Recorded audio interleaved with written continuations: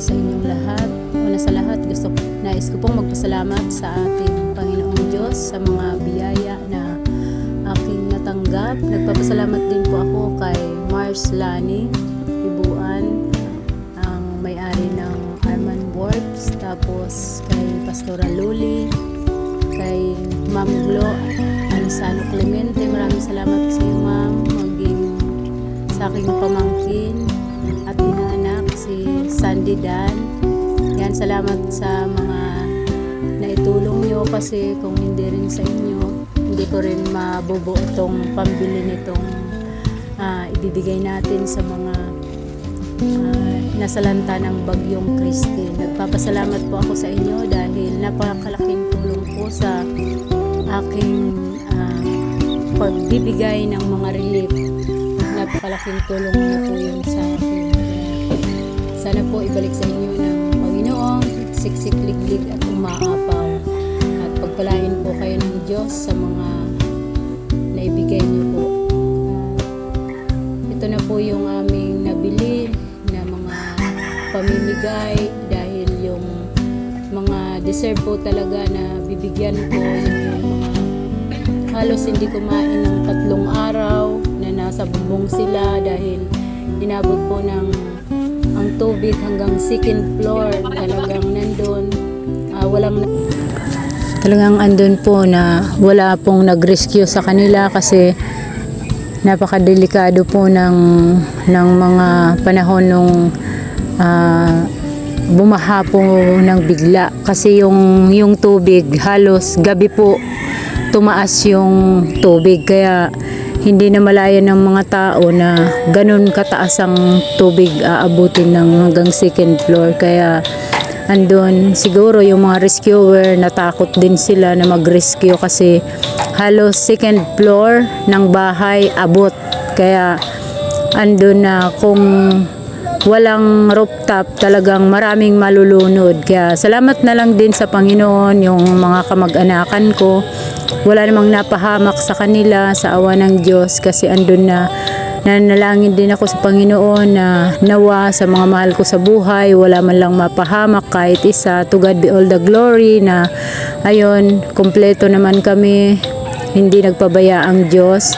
At napakabuti ng Panginoon na kahit sa ganong mga sitwasyon, lagi nating tawagin ang ating Panginoon pag tayo pinagpapala, kung tayo may pagsubok. Talagang huwag tayong magbabago sa paglilingkod sa Panginoon, dahil anumang oras humingi tayo ng tulong sa Panginoon, talagang nandun to the rescue ng ang ating Panginoon. Dahil sa mga ganong sitwasyon, wala po tayong magagawa kundi umasa lang po tayo sa Panginoon. Kaya napakabuti po ng Panginoon na halos talagang kahit nasa critical ka na, pag tumawag ka sa Kanya, handa po siyang sumasaklolo. Kaya yan po ang kabutihan sa naglilingkod sa Panginoong Diyos. Talagang hindi po siya nagpapabaya.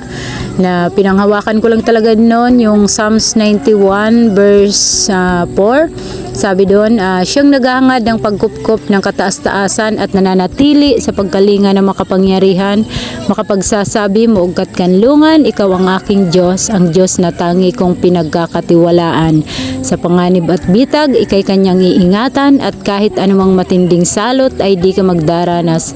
Lulukuban kanya ng kanyang malabay na pakpak, at sa kalinga niya'y nakakatiyak na ikaw ay ligtas. Kaya ang pangako po ng Diyos hindi nagbabago kailan paman. Kaya purihin po ang Diyos, talagang sa Kanya lang ang pagdakila, pagluwalhati sa mga ganong sitwasyon. Kaya isa po itong paalala ng Panginoon, mas lalong higit po tayong lumapit sa Kanya, dahil sa ganang atin wala po talaga tayong magagawa, wala tayong maipagmamayabang.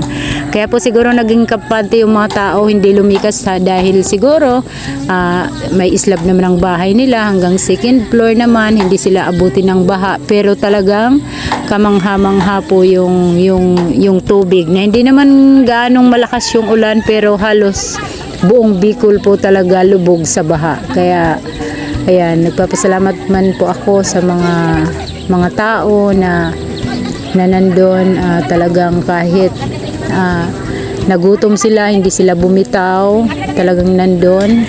Talagang mga mga Pilipino, no, kahit mayroon ng problema, nakatawa pa rin tayo at talagang tumatawag tayo sa Diyos. Kaya salamat po sa mga taong ito dahil sa pagbibigay ko po sa kanila ng ng relief. Talagang galak na galak ang aking puso. Wala po akong pagod na naramdaman. Yung naramdaman ko, kasiyahan, kagalakan, na makita ko sila na nakangiti, na mayroon silang pagkain. Napakasarap pong magbigay, kaya in-encourage ko din po kayo na kung kayo maalwan sa buhay, yan, masarap pong tumulong kaysa tulungan. Kaya yan, umuwi po ako na hindi pagod, kundi dala ko ang kagalakan, kasiyahan ng aking puso na makatulong sa kapwa. Kaya to God be all the glory. God bless po pala sa inyong lahat na nanonood. Ayan po, God bless sa inyo.